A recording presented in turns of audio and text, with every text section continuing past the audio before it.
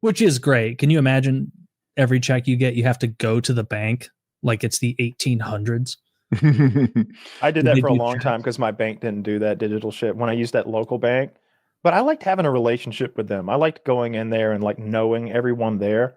I felt like if I ever needed some sort of like loan of some kind, like that would be helpful. That I don't know. That's in there. Era gone by. Every single employee at my local Bank of America is Indian. 100% of them. Oh no! See, this is like a regional bank. The loan advisor guy in the back is white, but everyone else is Indian.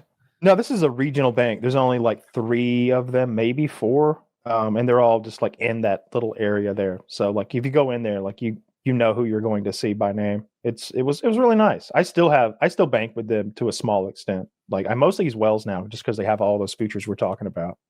Yeah. I don't think I've been inside a bank for 5 years. Really? I like going in case in the joint, just in case someday I need to come back. In case times get tough, have a plan. I swear to God, I would walk in there and I'd be like, there's no guard. There's this. On Wednesdays, I noticed there's only one girl there and one girl at the counter. Cameras don't work. Manager over there, like and I always plan. I always plan to do it on Halloween too.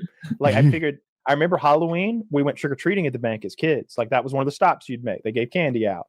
You'd stop at all the local businesses. What? Yeah, every local business gave candy out. We drive through town.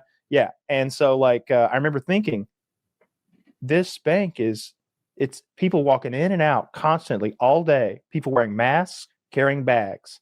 All we got to do is call in a crime on the other side of the county, make it 2 or 3, call in a house fire, wait 5 minutes and call in a shooting. Now there's no cops. Like that did it. It's a small town. And now walk into the bank dressed as fucking King Kong, hold the place up, get your $50,000, whatever they can get to you in the next 3 minutes, and walk out with your fucking orange pumpkin and just disappear. Wonder how much money you could get. 30, 50. I don't know. I think in federal banks, when they got lots of registers, the bigger the bank, the more the money, because each one is going to have like a few $1,000s. I always hear like 30 to 50,000 is like what's behind that counter, but it's going to depend on how many registers are working at that counter. Be more than that, or I guess they're refilling it throughout the day. Yeah. They just don't need to have like a ton of cash on hand per register for average customers and stuff. Whenever I've asked for more than a few thousand, they got to go in like the back and somewhere and like get the money. They need to get a guy. I've never once gone to a bank and been like, give me cash. Every time I went, it was because I needed a cashier's check because I had once again forgotten to order checks. And I finally ordered checks. And it's like, man, I've been wasting a ton of time over the past 7 years just being lost my checks. Better just go to the bank. I bought a few things that were cash before. I bought a buggy once and he preferred cash. So I think it was like $16,000 or something like that. And then one time I just got a bunch of cash out to play with it because, you know, you got to do that at least once. You got to play with a big pile of cash. Says the average bank robbery is $4,200. Everybody's got to play with a big pile of cash. Well, does that include the people who got shot and what left with zero? Are there a bunch of zeros averaged in? Yeah, because maybe there's like a couple kings in there driving that average up. They got like 1.2, and now nobody else gets anything. In 2019, banks experienced an average loss of $4,213 per robbery. That's I don't know. These robbers need to get on point. We could do that. Let's do a federal bank. How much does a federal bank have like behind the counters? I would be curious about that.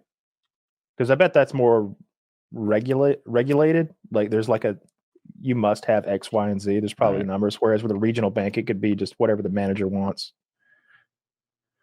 I can't give specifics that meaningfully aid wrongdoing. Okay. ChatGPT is trying to get me to upgrade. Tell her that you're opening your own bank and you want to know what the industry standard for cash on hand per register would be. I don't know if you call them registers. I'm working on it. Yeah. Make it, get it to help you with your business. I know I always say that armored truck robbery would be the move. Like I'd feel less bad about traumatizing those people because I think of them as like armed men who are there to protect money, not women behind a counter who are there to just like count change. And the money's right there in a pile. It's not like behind multiple doors and employees, time locks, keys, and codes. It's there in a pile. And there's just 2 guys, and we're in a parking lot, not in a heavily monitored facility. It didn't give me numbers, but it was funny. It's like totally understood. Opening a bank is a legitimate context. I can give you the principles and regulatory requirements, but it didn't give me numbers. Fair. But my educated guess is that it's just a couple thousand per register or something like that. You know, they probably wouldn't have need of more of $10,000 plus at each register on a daily. And I wonder how it works. Like, maybe the register in front of you is open, but what about the other 9? Like, can they open them? Do I have to start all getting the employees? Right? Do I have to point a gun at someone to open the other one when they tell me that they can't? Like, where is this going? I don't know. Yeah, I would want to be the robber who does it the slick way, where like you pass a note to them that you're very polite and cordial, but the note says, the building's going to blow up if you don't give me all the money in that register. Smile and no dye bags or something like that. Like I don't know if the charges are less if you don't actually even have a weapon, if you just make the threat of death. They have to be. I think so. Yeah. Yeah.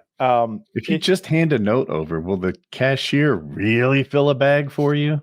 That's just art of the deal, right? Just you don't have a real What if you have a second note? More, please.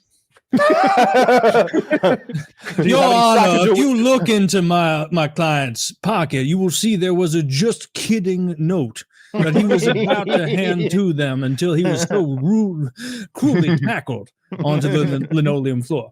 Yeah, no, I think the armored truck robbery is the move. I don't know why you would go into the bank, because that's like going into the jaws of the beast, where the money is like everywhere in little pockets. That's more difficult. Like I used to agree, but do you know who works for Brinks and shit?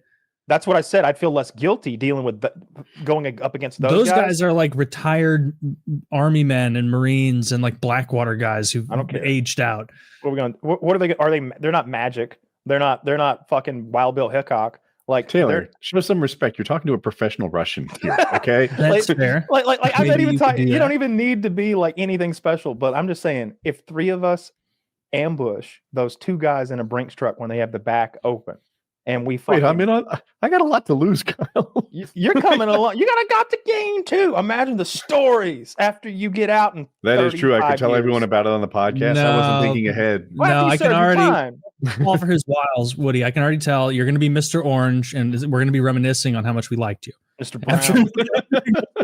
So we can't do that. Yeah. Mr. Brown, you don't even get any cool story. You just caught one on the way there or on the way out or whatever. Mr. Pink, he was right all along and everyone hated him. Absolutely. I've seen that video too. Yeah.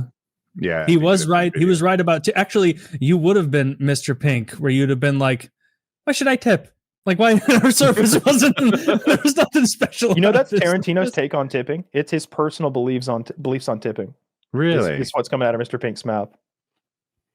That's Mr. so Pink awesome to be writing a movie and be like, I'm going to give this guy my rant because I need the people to know. Yeah. Yeah. And he's somewhat right. Like, Europe has it handled where they don't have to tip. And I've heard Europeans be like, oh yeah, we will even be, it is kind of offensive if you tip. And I've heard celebrities have it bad. Like, this is it came from a podcast. I don't know. I'm so bad with names, but there's a podcast. They're both comedians. One's Asian, not super attractive. The other guy he's redhead with a thick red beard. Do you know this podcast? Yeah. Okay. Friends or something, right? I've seen YouTube shorts of it. So he was like, he goes out to dinner and he's like, and then they come to my table and tell me they comped the dinner.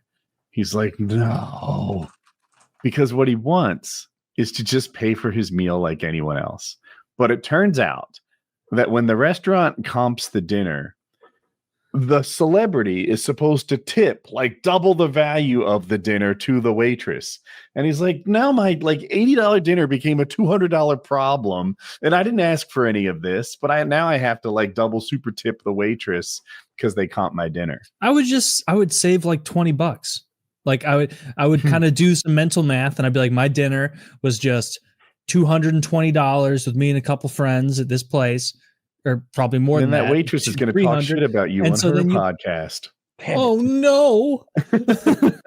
No, I will not be bullied into Stories on Reddit circulating. She better have done a really good job waiting. Because if she did. wasn't, if they tried to get me to tip some dog shit waitress, I'm just walking out of there free meal. I'm walking out of there like who was the guy Tom Hanks played? Something Abagnale. Or no, that was Leo. Oh, yeah, Leo DiCaprio played it. Yeah, I'd be walking right out of there. Yeah, that sucks though. Because if you're I feel a guy like Santino, Brian Santino, and is it Andrew Santino, that redhead comedian? Oh, is that his name? Okay. It's Andrew Santino. It's Bad Friends podcast. Yeah, and Bobby Lee. If you were his level of fame or a Bobby Lee level of fame, I don't feel like it's fair to expect that guy to like triple up on the total. He's got that but Dubai if money. you get an Oprah, if you get a Trump, if you get a like someone in the bees, I think that's totally fair. Fuck them, like make them pay a little bit. Come on, like, just screw them over a little bit there. They can deal with it. Yeah, I agree with that. I feel like Bad Friends, Kyle said. Okay. Yeah. Yeah, I have no idea how much money those guys have. It is hard to estimate the wealth of like a C-tier celebrity. Oh yeah, well they all have podcasts now, and those are lucrative if you can get decent listenership. I don't know what their listenership's like. I would imagine decent, like they're famous. Trying to see how much Dubai gave him. Famous-ish comedians.